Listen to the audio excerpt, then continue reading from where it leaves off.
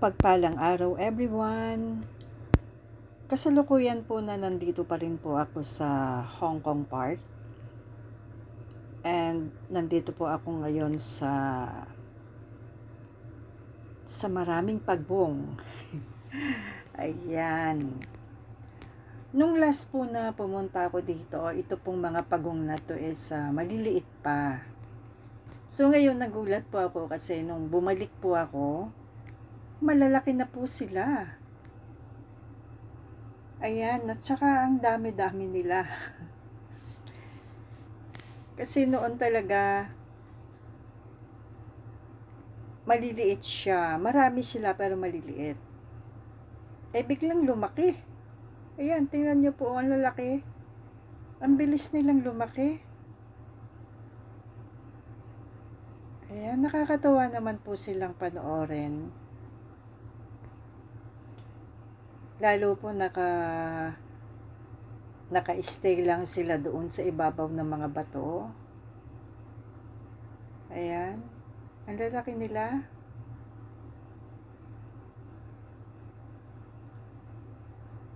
Nakakatuwa silang pagmasdan. May mga nakahalo din pong isda dito. Pero mas marami po yung pagong.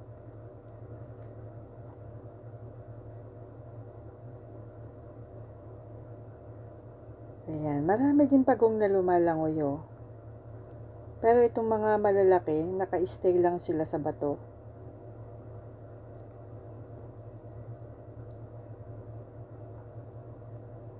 Ayan.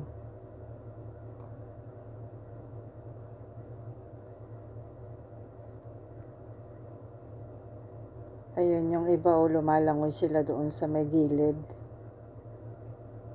Ayan.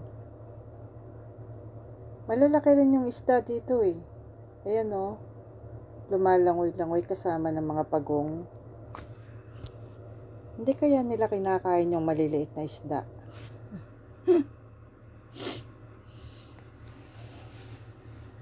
So ayan, nag-iisa pa rin po ako. At gumala mag-isa.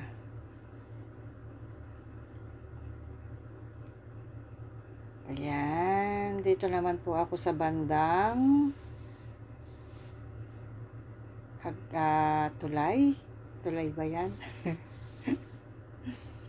At sa kabila naman po nito, meron pang ibang pagong pa rin. Ayan, nandito rin po siya sa mga bato. Pero mas kukonti po ito. Mas marami yung doon sa kabila. Ayan. Ang linis ng tubig nila.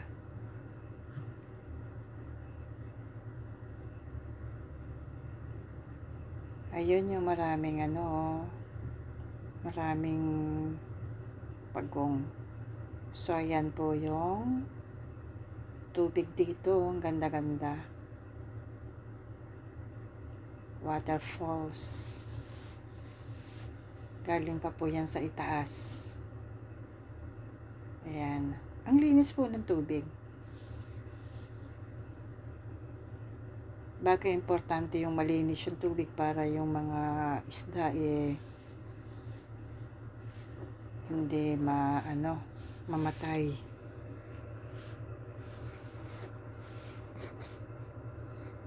Maganda po ang tanawin dito. Masarap magtambay. At dun po sa kabilang side, pwede rin po tayong umakyat doon. Parang meron pong maliit na kuweba doon sa itaas na yon. So ayan, habang nililibot ko pa po itong part na to, tingnan natin kung saan ako mapunta dito. Ayan. So lakad-lakad lang. Hindi naman ako mawawala dito kasi kabisado ko naman itong park na to. At saka medyo hindi po kalayuan yung house namin dito sa lugar na to. Dito lang din po kami sa bandang Central. So, ayan po yung tubig. Siguro yung tubig na to, ano lang sila, yung paikot-ikot lang sila. Tingnan nyo pa yung tubig, oh. Malinaw at saka malinis. Doon po sa parting yun, maraming isda po doon. Mga iba-ibang kulay ng isda.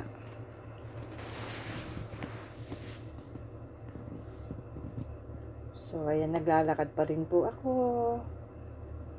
Naglalakad po ako, pero hindi ko po alam kung saan ako papunta.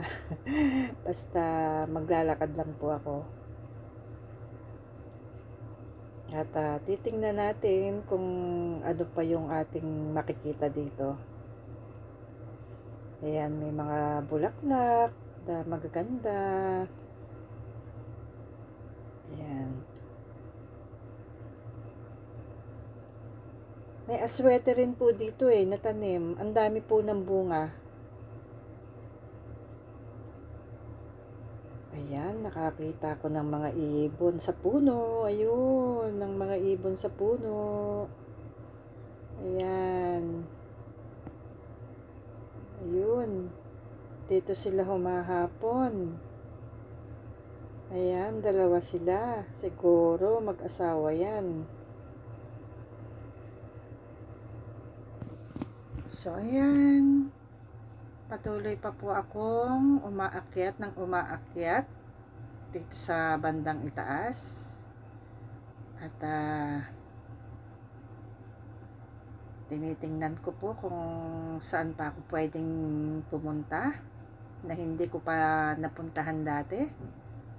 So, dito po sa lugar na ito, hindi pa po ako nakakapunta rito sa paakyat na to. So, itatry ko po siyang puntahan. Ayan. Akala ko po dito sa taas na to is maraming paru-paro kasi nakakita po ako ng marami pong paru-parong dito. Ayan. Akala ko po sa bandang taas mga paru-paro. Kaya umakyat po ako. Akala ko po bawal pero hindi pala. So, ayan. Umakyat na tayo dito sa may hagdan. At tingnan po natin kung anong makikita natin dito.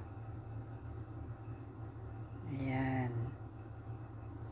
Ito na po yung hagdan. Medyo maraming hagdan. Ayan. Akyat tayo dito sa may hagdan. At tingnan natin kung ano yung makikita natin dito sa itaas. Ayan. Medyo maraming hagdan to. Ayan. It's my first time po na makaakyat ako dito. Kasi pag may kasama po ako, lagi po nagmamadali.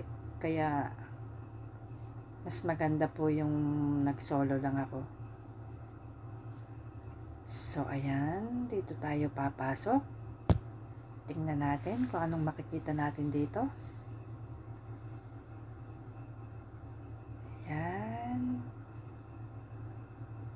Sige. Ito.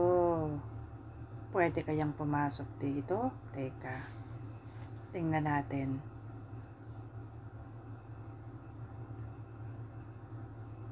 Tingnan natin kung ano ang laman nitong loob na to kasi ito hindi ko pa ito napapasok tingnan natin kung makakapasok tayo dito. So, ayan, tingnan po natin ang kapaligiran dito. At nakakita po ako ng maraming bonsai.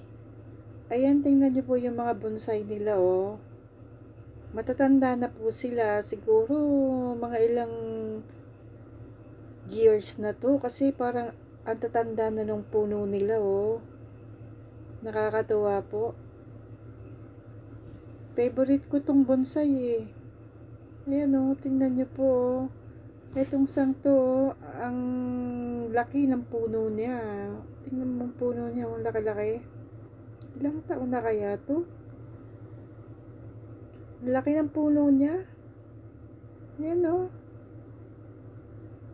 I love bonsai talaga.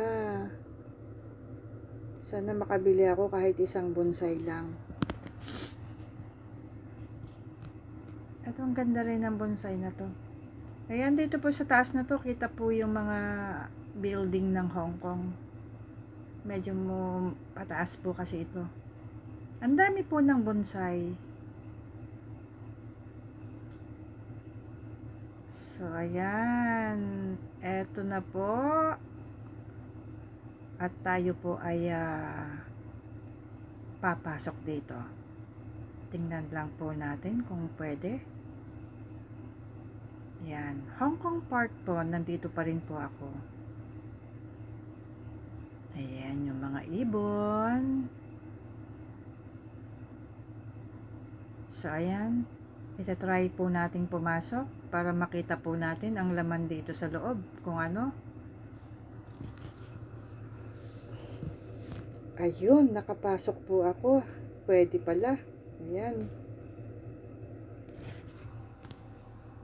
So, ayan po yung loob niya. Natuwa naman po ako nung makita ko kasi ang ganda po pala dito sa loob.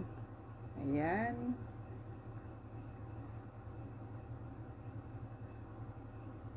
Ayan.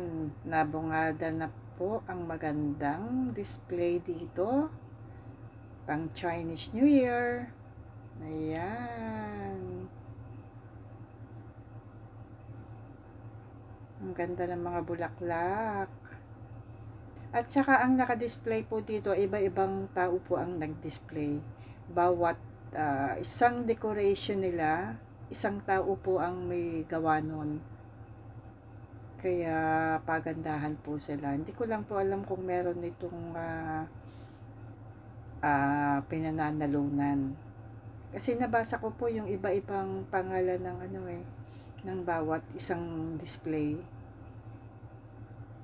May kanya-kanya pong mga dekorasyon. Iba-ibang decoration. Ayan. Katulad po nito.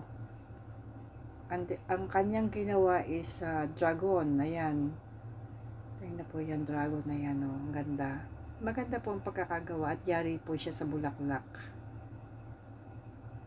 Mostly po, yari po sa bulaklak itong mga nandito. Kaya maganda. Ayan, ang ganda. So guys, thank you for watching. See you my next video. Bye everyone. I love you all. God bless.